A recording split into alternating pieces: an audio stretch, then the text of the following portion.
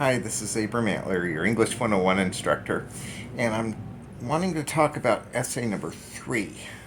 And basically, I still am expecting more essays to come in, which is why it's a bit premature to bring it up. But I will allow late work, and I will post an announcement about that, and talking about what happens if I don't receive it within a certain timeline.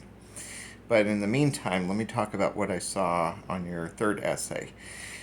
Starting with MLA formatting, overall, I still think we need a little bit more work on it. And I saw some things as extreme as people carrying over the left heading and the title all throughout the essay, which was a bit unusual. I'm not used to grading work like that, but it happened. So what's likely going to happen at this point is I'm going to have an MLA tutorial that I find a video. There won't be an assignment related to it, but I do recommend that all of you take a look at it before you actually start working on your research paper, because that's 300 points. And there's going to be more on that in a little bit. Excuse me.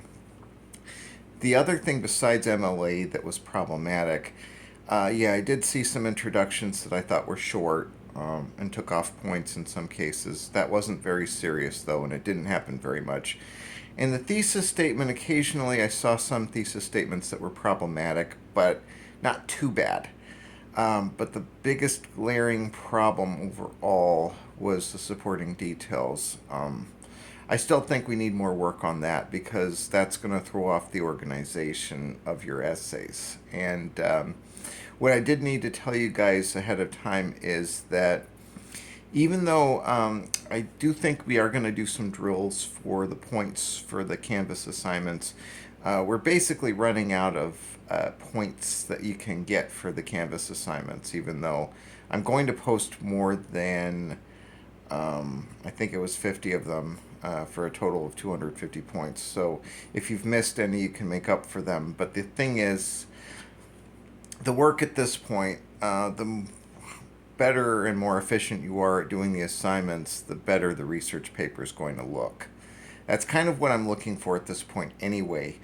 And in addition to the supporting details being problematic, I saw some problems with citations.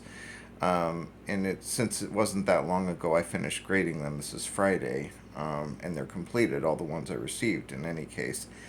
The citations I took off, the most I took off for was 3, but that didn't mean there was only 3 instances of it.